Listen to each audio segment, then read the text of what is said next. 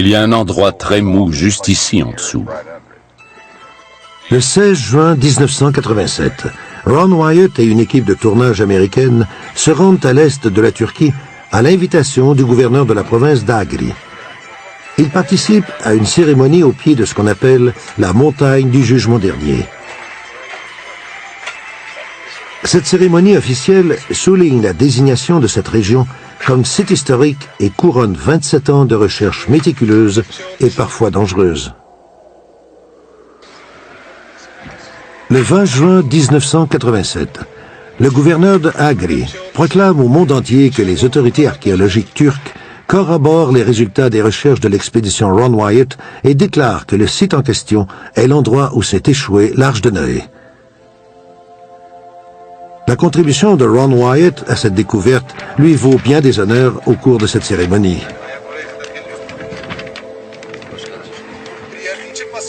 Le traditionnel sacrifice de l'agneau consacre ce lieu saint. Le gouverneur jette la première pelletée de terre de cette installation qui deviendra un centre multiculturel et multiconfessionnel. Les visiteurs pourront y admirer les vestiges de ce que les experts ont désigné comme l'Arche de Noé.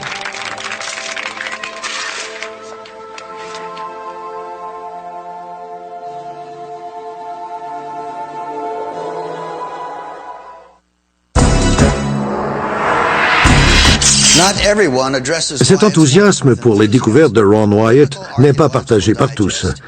Le Biblical Archaeological Digest croit que c'est un arnaqueur. Au fil des ans, plusieurs personnes ont tenté de porter atteinte à ses recherches.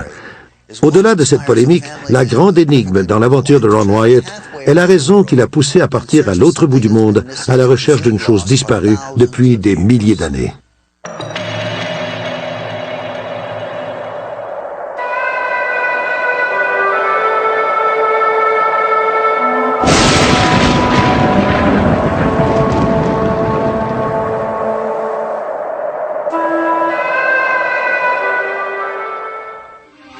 Des chercheurs ont découvert que lors d'une mission de reconnaissance de routine au-dessus du mont Ararat, le lieutenant A. Kurtz des forces aériennes turques a photographié une curieuse structure dont la forme rappelle un bateau. La date exacte de cette photographie des services secrets n'a jamais été révélée, mais on sait qu'elle a été prise avant 1960. Des experts en photographie de la Turquie ont analysé les photos et ont estimé que les dimensions de cette structure sont pratiquement les mêmes que celles du vaisseau du déluge décrit dans l'Ancien Testament. En 1960, on entend parler de ces photos aux États-Unis. Elles sont étudiées par les scientifiques et les explorateurs d'un groupe de recherche en archéologie. Sous l'égide des militaires turcs, une expédition turco-américaine est mise sur pied. Wilbur Bishop a participé à l'expédition de 1960.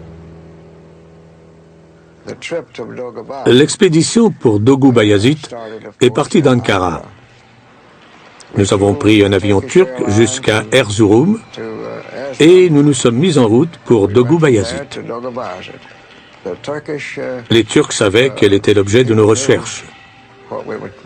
Nous sommes allés en camion jusqu'à un camp près de la frontière de la Perse et nous avons continué à cheval jusqu'au site.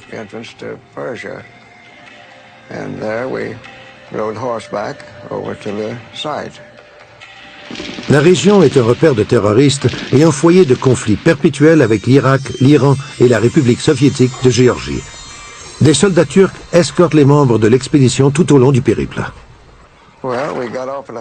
Nous avons laissé les chevaux à environ 150 mètres du site, qui est sur le flanc de la montagne. Déjà, nous pouvions voir la structure. Pour nous rendre au site, nous avons dû sauter par-dessus plusieurs crevasses parce qu'il venait d'y avoir un tremblement de terre. Nous étions tous convaincus que c'était un bateau. Le docteur Arthur Brandenberger, un expert en photogrammétrie, fait aussi partie de l'expédition. Après avoir étudié la structure et l'avoir comparée avec les mesures des photos aériennes, il fait la déclaration suivante. Je suis certain que c'est un bateau.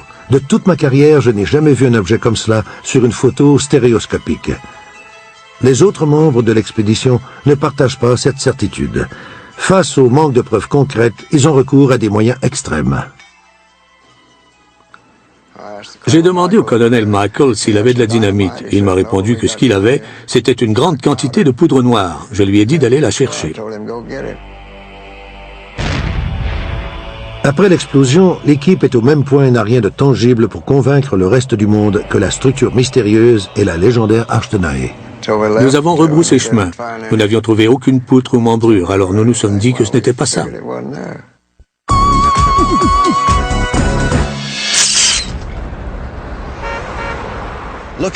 Les membres de l'expédition turco-américaine étaient conscients de l'énorme potentiel de cette découverte, qui aurait pu se révéler aussi palpitante que celle des pyramides. Les membres de l'équipe ont renoncé parce qu'ils n'ont pas trouvé de preuves. Le manque de rigueur scientifique a porté atteinte à cette première expédition, mais les futurs chercheurs vont apprendre de ces erreurs. L'un des plus dévoués est sans conteste Ron Wyatt, qui commence d'abord son enquête en écumant des rapports militaires confidentiels et des textes ésotériques, à la recherche de la moindre allusion à la fameuse arche. Il fait des découvertes étonnantes. Le 5 septembre 1960, un reportage du Life magazine fait état des résultats de l'expédition. Ensuite, l'intérêt du public pour cette affaire diminue, mais pas celui de Ron Wyatt. Celui-ci est alors infirmier anesthésiste au Memorial Hospital de Nashville, au Tennessee. Le mystère entourant cette structure commence à l'obséder. Comme il lui est impossible de s'éloigner de sa famille et de son travail, il part en expédition intellectuelle et étudie l'arche et sa place dans l'histoire. Il parfait ses connaissances en géologie, en archéologie et en chimie dans le but ultime d'aller explorer le site de la mystérieuse structure en forme de bateau.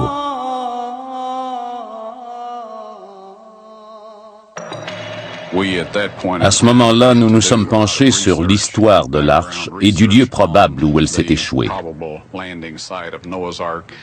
Nous avons étudié tous les récits qui parlent de gens qui auraient vu l'arche de Noé sur la montagne ou dans la région.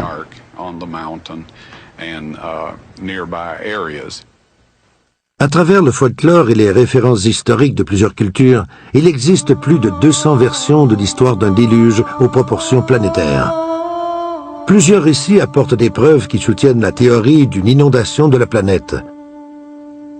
Au cours de ses recherches, Ron Wyatt découvre 30 récits qui placent la fameuse arche de Noé sur le mont Ararat ou tout près. Cependant, ces récits ne semblent pas basés sur des faits et plusieurs se contredisent. Je ne doute pas de la sincérité de ces 30 témoins oculaires présumés, car il y a plusieurs formations de pierre qui ressemblent à des bateaux. Mais aucun de ces témoins n'a pu produire de photographies. Par exemple, on retrouve dans les carnets de vol de certains pilotes qui ont survolé la montagne durant la Seconde Guerre mondiale la description d'un objet en forme de bateau.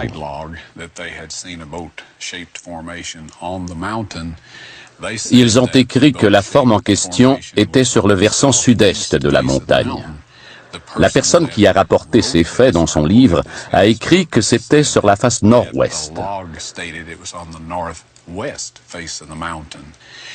Je me suis rendu compte que des informations dites sérieuses avaient en fait été trafiquées pour essayer de convaincre les gens que l'épave était à un endroit plutôt qu'à un autre.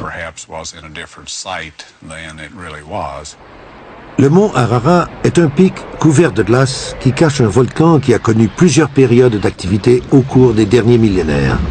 Aucune structure de bois n'aurait pu survivre sur cette montagne râpée par la lave et la glace. Cependant, aucun des récits documentés ne place l'arche précisément sur le mont Ararat. Même dans la Bible, au verset 4 du chapitre 8 de la Genèse, on dit « L'arche s'arrêta sur les montagnes d'Ararat ». Le mot montagne est au pluriel. Les recherches de Ron Wyatt l'ont convaincu de la nécessité d'aller visiter à son tour le site exploré par l'expédition turco-américaine de 1960.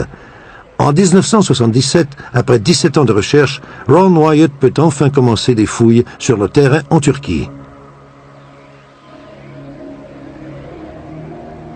Il embauche D. Lavar, un guide de la région qui va lui être très utile dans cette aventure. Lors de cette première incursion, ce pays intimidant se révèle d'une immensité provocatrice et les recherches semblent ne pas avoir de fin. Cette région hors du temps a été dévastée par les guerres, mais elle regorge de vestiges du passé.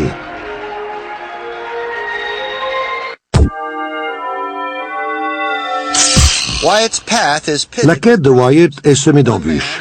Un des membres de l'expédition, le physicien en chef du laboratoire national de Los Alamos, a essayé de lui voler sa découverte en fouillant son bureau dans l'espoir de trouver un dossier qui prouverait l'existence de l'arche. Des compétiteurs malveillants se sont précipités pour annoncer qu'ils avaient découvert l'arche dans d'autres régions simplement pour empêcher que l'expédition de Wyatt puisse faire valoir ses droits. Quand la fortune et le succès sont à portée de main, tous les coups sont permis. Pour percer les mystères du passé, Ron Wyatt continue son enquête dans les villages autour du mont Ararat. À l'aide des récits traditionnels séculaires, il espère pouvoir transformer les fables en faits et les légendes en vérité. Son intuition le sert bien.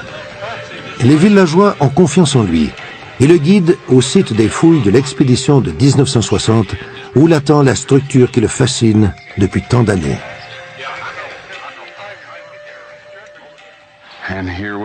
J'étais enfin devant les vestiges du grand bateau dans lequel Noé et sa famille ont pu se réfugier. Quand je suis arrivé devant, j'ai été très surpris, car la structure ressemblait vraiment à un bateau percé, en train de couler, et dont on ne verrait que la rambarde au-dessus de l'eau. C'est ce que j'ai vu échouer sur le flanc de la montagne. Le site est à 25 km environ du mont Ararat, sur le sommet de la montagne du Jugement Dernier, à 2000 mètres au-dessus du niveau de la mer. La structure a une longueur d'environ 157 mètres, ce qui correspond aux mesures tirées des photos aériennes et aussi à celles prises par l'expédition turco-américaine.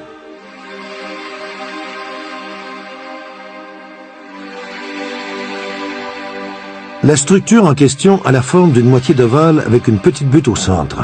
Un rebord de terre de 6 mètres en dessine les contours. Elle repose sur des roches sédimentaires crétacées déposées par l'action de l'eau. Cette formation rocheuse indique que la vallée a dû être complètement immergée à une certaine époque, une donnée essentielle si effectivement l'arche de Noé s'est échouée à cet endroit. Malheureusement, Ron Wyatt n'a pas les permis nécessaires pour procéder à la prise d'échantillons de sol pour les analyses chimiques qui seraient indispensables à cette étape. Il doit se contenter des preuves suivantes: les dimensions et la forme du bateau de la structure ensevelie. Avant de retourner chez lui, Ron Wyatt continue sa quête en se liant d'amitié avec des Turcs de la région pour apprendre ce qu'ils savent du vaisseau légendaire.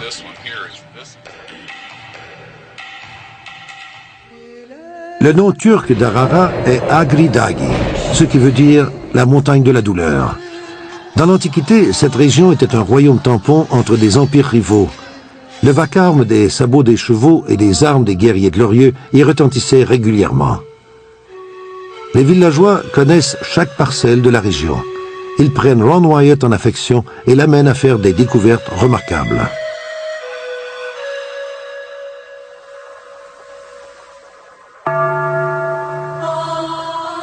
On le dirige vers 4 ancres de pierre massives d'environ 2,5 mètres de hauteur et pesant chacune plusieurs tonnes. Les ancres sont similaires et sont décorées de 8 croix.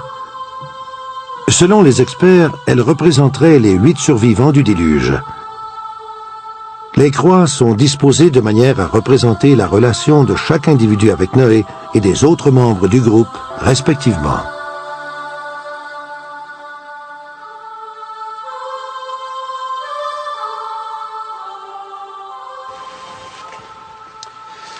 Cette région est appelée la vallée des 8. Comme les autres stèles funéraires qu'on y retrouve, celle-ci est ornée de 8 croix. Ce sont de magnifiques représentations ornementées de la croix byzantine, qui date approximativement du IIIe siècle après Jésus-Christ.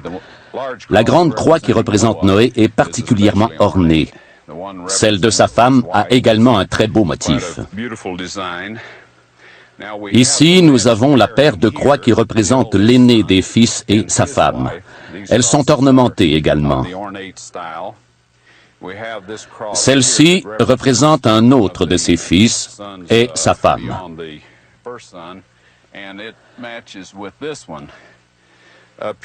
Ici, nous avons la croix de son 3e fils. Mais il manque celle de sa femme, qui a dû s'abîmer au cours des ans. La position de ces pierres nous indique la direction du bateau quand il s'est échoué sur la montagne. L'une d'elles est à environ un demi-kilomètre de l'épave. Ces ancres de pierre sont des objets très familiers pour les premiers navigateurs. À l'époque des premières civilisations, on les utilisait couramment, en particulier chez les Phéniciens, lorsqu'ils naviguaient sur la Méditerranée. Le fond de cette mer en est jonché. Ce qui saute d'abord aux yeux, c'est la différence de taille. Ces ancres de pierre étaient très répandues sur les bateaux du bassin méditerranéen pendant des milliers d'années. Elles étaient attachées au bateau et utilisées comme lest.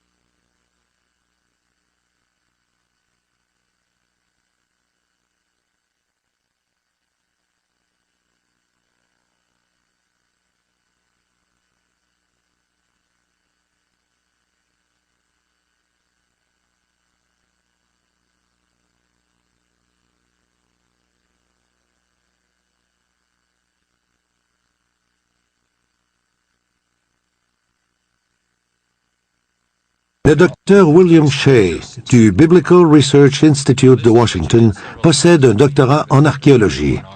Il participe à l'analyse des données rapportées par Wyatt. Il s'intéresse à la fameuse structure en forme de bateau depuis la première expédition en 1960. En sa qualité de professeur d'études de l'Ancien Testament, le docteur Shea apporte un regard expérimenté et compétent sur les faits qui entourent l'Arche de Noé. Je n'ai jamais mesuré la distance exacte, mais quand on est à côté de la structure en question, on voit le mont Ararat au premier plan. C'est une magnifique montagne qui est très intéressante, mais il y a plusieurs inconvénients quand on la situe par rapport à l'histoire du déluge dans la Bible. Le mont Ararat est un volcan de plus de 4900 mètres. Un volcan n'est pas un endroit très approprié pour débarquer l'arche, et ce n'est pas non plus un endroit où l'on pourrait trouver des vestiges.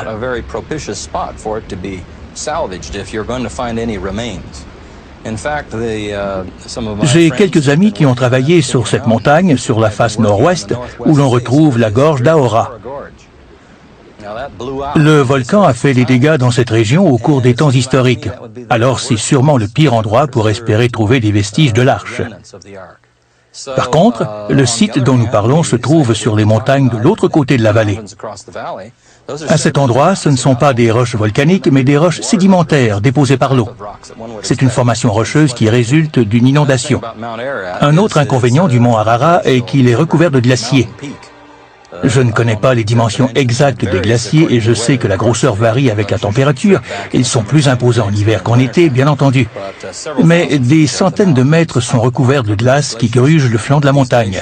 Si les vestiges de l'arche s'étaient retrouvés sur le mont Ararat, ils auraient subi les mêmes dommages que la pierre à cause des glaciers.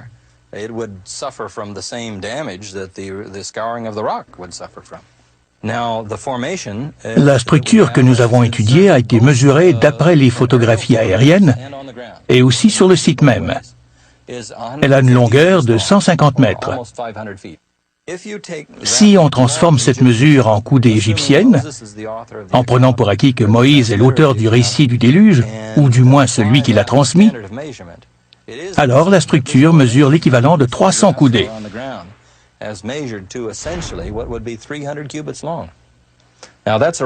La correspondance est troublante. La structure ne mesure pas 150 ou 500 coudées, mais précisément 300.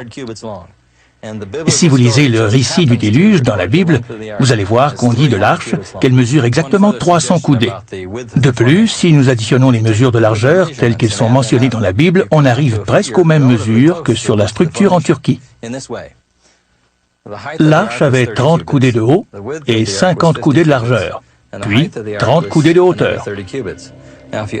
Si on additionne ces mesures pour avoir une idée de la longueur du contour de l'arche, nous arrivons au chiffre 110.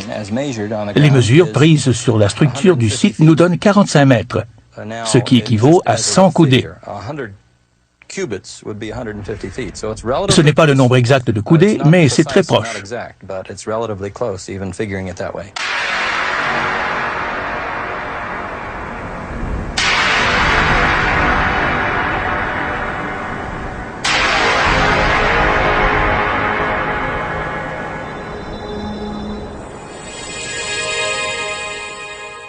J'ai vu 3 des 8 pierres.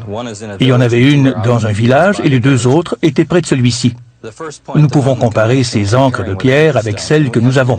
Nous en avons beaucoup car elles ont été utilisées jusqu'à l'apparition du fer environ 1200 ans avant Jésus-Christ.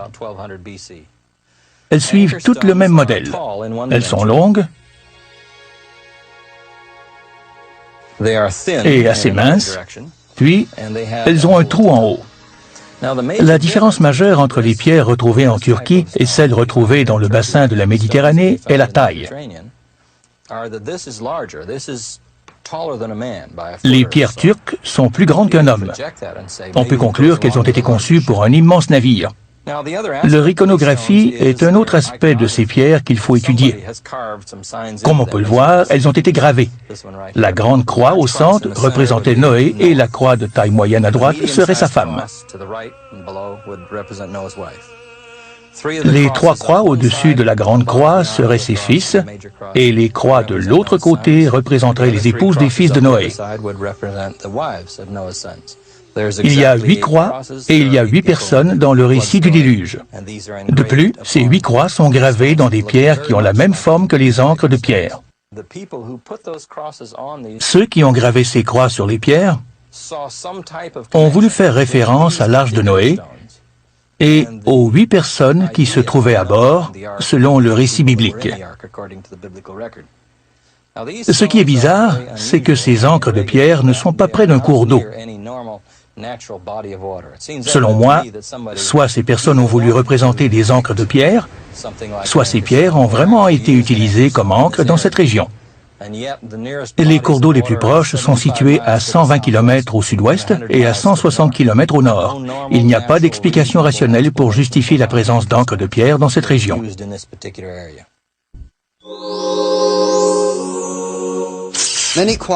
Plusieurs scientifiques et archéologues de renom ont qualifié d'absurdes les méthodes de Ron Wyatt. Ils prétendent qu'il est victime de sa propre rhétorique et que les faits qu'il avance, bien qu'ils soient vrais en partie, sont quand même suspects.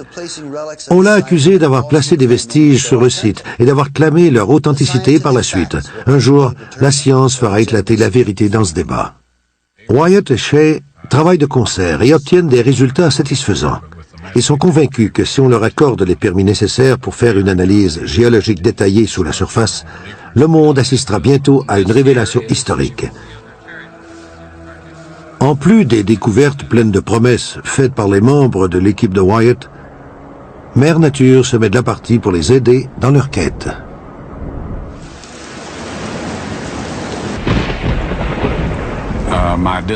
La déception de devoir attendre un long moment pour obtenir un permis a été compensée par le tremblement de terre de 1978 qui a déterré l'épave beaucoup mieux que nous l'aurions fait, même en travaillant pendant 1 an ou 2.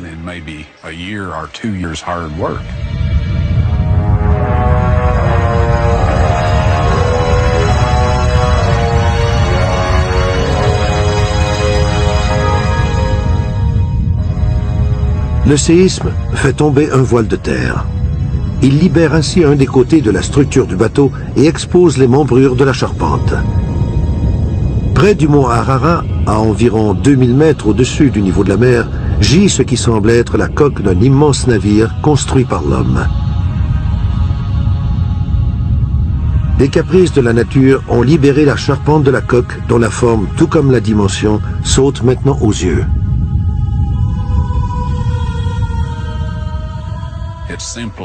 Le tremblement de terre a simplement fait descendre la terre qui recouvrait l'extérieur du bateau. ce qui nous permet de très bien voir les membrures et la structure de la coque. De plus, il y avait une fissure verticale qui m'a permis de mesurer la profondeur du bateau. J'ai pu ainsi me procurer de bons échantillons à analyser pour en savoir plus sur la composition chimique du bateau. Ces deux photos, prises avant et après le tremblement de terre, nous permettent d'apprécier le travail opportun de la nature. À gauche, c'est une photographie prise en 1960 lors de l'expédition turco-américaine. À droite, c'est un cliché pris en 1979 par l'équipe Wyatt Shea, peu de temps après le tremblement de terre. Ces photos montrent clairement la quantité de terre qui a été déplacée sur le côté de l'épave.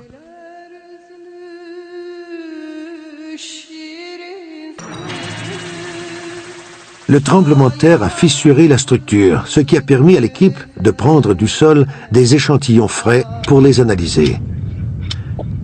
Des échantillons sont aussi prélevés autour pour vérifier s'il y a des différences significatives entre les composés chimiques. On les expédie sur le champ aux États-Unis. Les résultats sont étonnants. Une forte teneur en carbone à l'intérieur des échantillons prélevés à l'endroit où la charpente du bateau est exposée suggère la présence de bois pourri. On décèle aussi des traces de métal qui pourraient possiblement être les restes de supports métalliques. Ce sont les premiers indices concrets qui démontrent que cette structure n'est pas un phénomène naturel, mais une construction humaine. Des échantillons de sol ont été prélevés en 1979 et en 1984. C'est dans les échantillons de 79 que nous avons eu les premiers indices d'une présence accrue de carbone dans les échantillons pris sur la formation par rapport à ceux du terrain environnant. Voici ces rapports. S'il y a du bois, une indication comme celle-ci, 5% en serait la preuve. On retrouve ce genre de proportion quand il y a du bois pourri.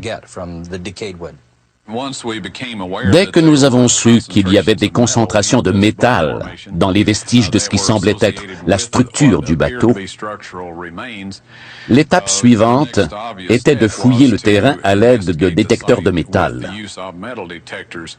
Nous avons mis sur pied une expédition avec les permis nécessaires pour utiliser 4 détecteurs de métal différents. Nous avons soigneusement délimité le bateau à l'aide de rubans d'arpentage posés sur le dessus des vestiges afin de bien voir la position des pièces de métal par rapport à la structure.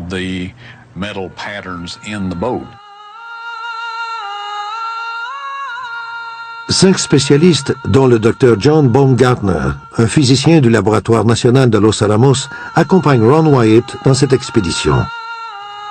À l'aide de divers instruments pour détecter le métal, ils recueillent les preuves de l'existence d'une immense structure régulière et symétrique sous la surface.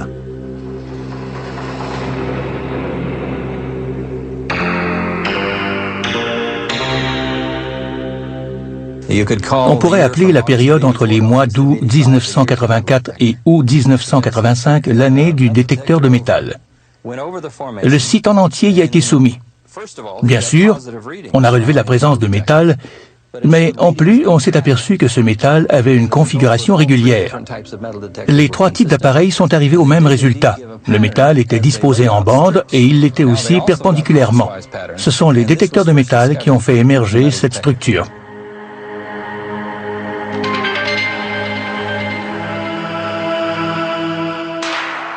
Tous les instruments utilisés détectent la même structure régulière. De plus, aucun résultat positif n'a été enregistré autour de la structure du bateau.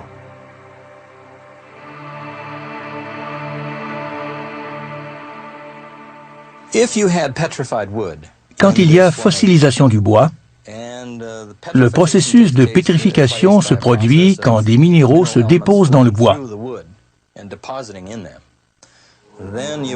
S'il y a du bois fossilisé,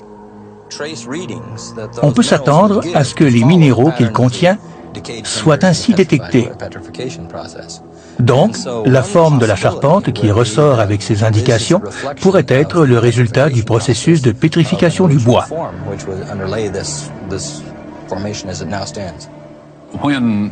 Quand nous avons passé le site au détecteur de métal,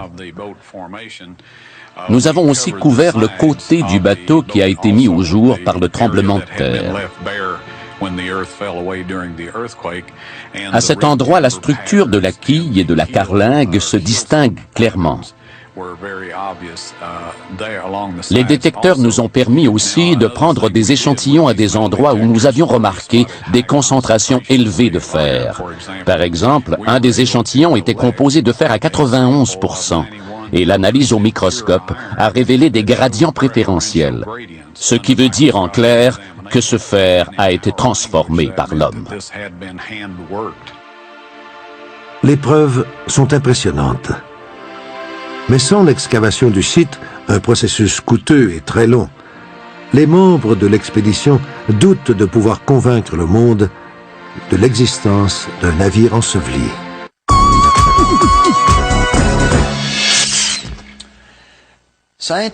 Les tests scientifiques sont essentiels pour dater les vestiges et pour prouver que la structure est bien celle d'un bateau.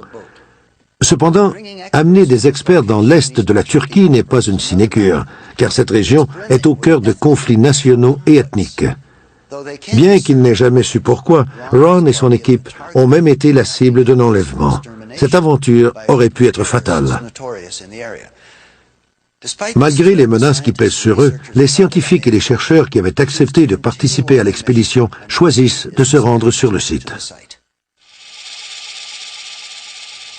Le radar géologique émet des salves d'énergie électrique de courte longueur d'onde. Ces impulsions électromagnétiques pénètrent le sol. Quand elles rebondissent, l'écho est mesuré par un récepteur. Ces mesures sont enregistrées sous forme graphique sur un rouleau de papier continu, exactement comme le relevé d'un électrocardiogramme.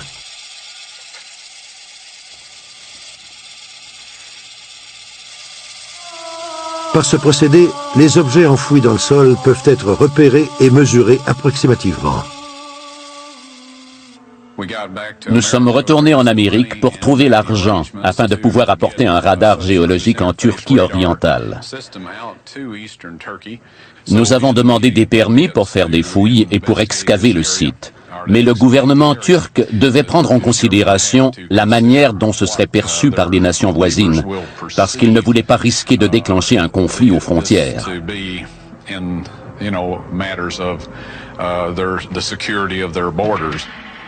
À l'été de 1986, l'expédition Wyatt reprend la route. Ils reçoivent les permis nécessaires du gouvernement turc pour pouvoir passer le site au radar. Tout est en place pour confirmer scientifiquement la présence de l'épave. Puis, l'improbable survient et ils sont arrêtés net dans leur élan. On avait eu vent de menaces d'enlèvement et d'attaques contre nous par des groupes terroristes. Pour nous protéger, le gouvernement turc nous a fourni un commando de 30 hommes qui nous accompagnait chaque jour jusqu'au site. Ils se cachaient dans les crevasses et les canyons autour. Ce qui est arrivé n'a duré que quelques secondes, mais cela m'a semblé interminable. Les commandos turcs ont littéralement surgi du sol où ils se cachaient et ont abattu les terroristes avec des armes automatiques.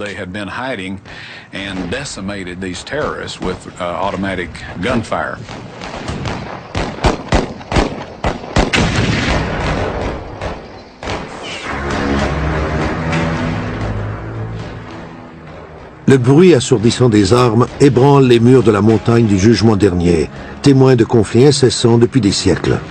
Les commandos turcs ne font pas de quartier et réduisent l'ennemi au silence pour l'éternité.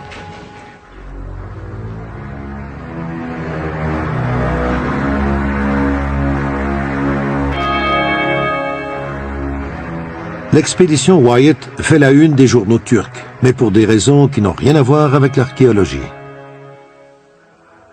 Cela a mis un frein à notre initiative de passer le site au radar pour un certain temps.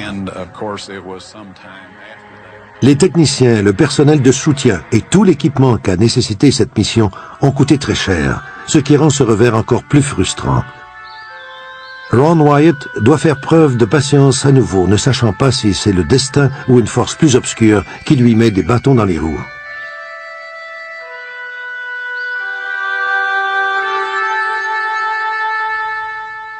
Ron sait qu'il y a des compétiteurs qui veulent le devancer et plusieurs personnes ont des raisons religieuses ou politiques pour l'empêcher d'aller au bout de sa quête. Malgré tout, il reçoit les permis du gouvernement pour évaluer le site à l'aide du radar géologique.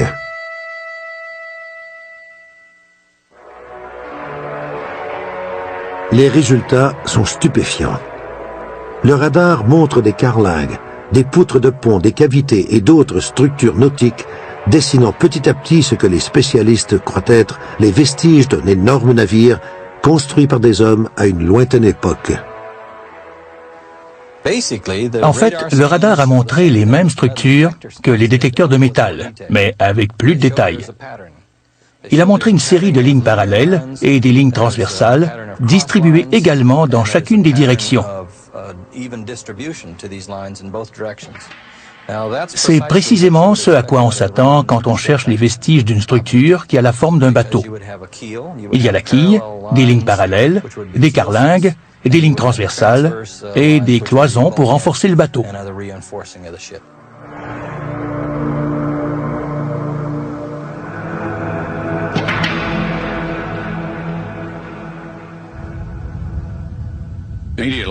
Après le tremblement de terre, nous avons pu mesurer la profondeur des vestiges du bateau tout le long du flanc. L'endroit où les dépôts sont plus épais est le pont supérieur. Nous avons pu déterminer que c'était un bateau à 3 ponts.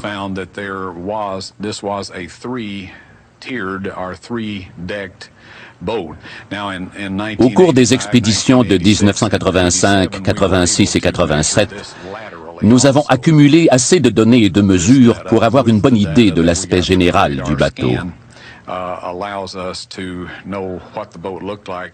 Nous avons reproduit un modèle à l'échelle qui est très près de l'original.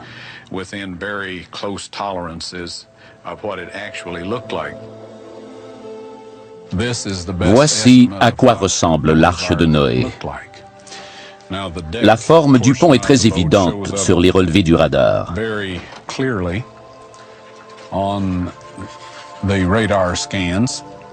Nous avons reproduit cela sur la maquette également. Le bateau a une structure interne et externe unique. À cette extrémité, on retrouve les pièces qui renforcent la coque et lui donnent la force d'affronter les tempêtes.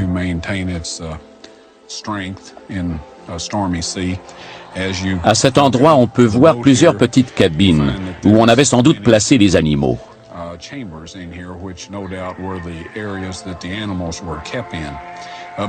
Près de la proue, il y a un système de rampe pour permettre aux gens et aux animaux d'aller d'un étage à l'autre. On a accès à la rampe à partir de la porte qui est ici. Nous avons fait tout ce que nous pouvons en termes de recherche de surface et de scanner. Il existe d'autres types de détecteurs, mais je ne crois pas qu'ils nous fourniraient d'autres données.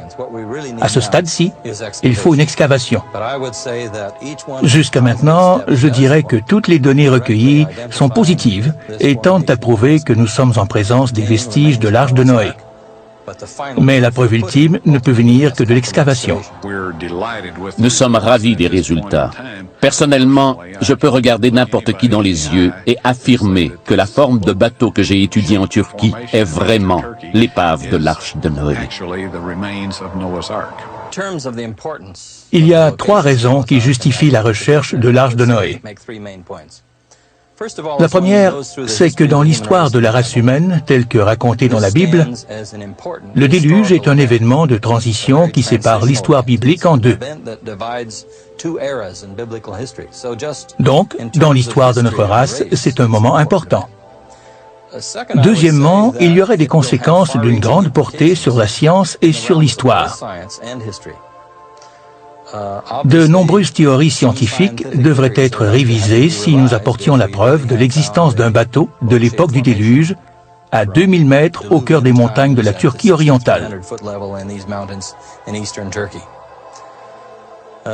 Troisièmement, on peut en tirer une leçon religieuse. Il y a une théologie dans les 3 chapitres de la Genèse qui cite le déluge, car on peut y voir les 2 faces de la personnalité de Dieu. D'abord, il révèle sa sévérité en jugeant la civilisation antédiluvienne, puis il apparaît en rédempteur quand il montre sa bienveillance et sa clémence en sauvant Noé et sa famille.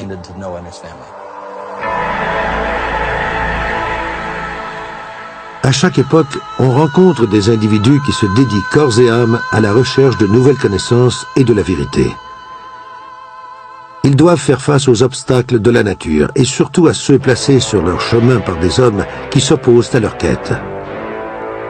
Ces obstacles prennent souvent la forme de duperies, d'informations trompeuses et de ruses politiques de la part de gouvernements ou de puissants chefs religieux.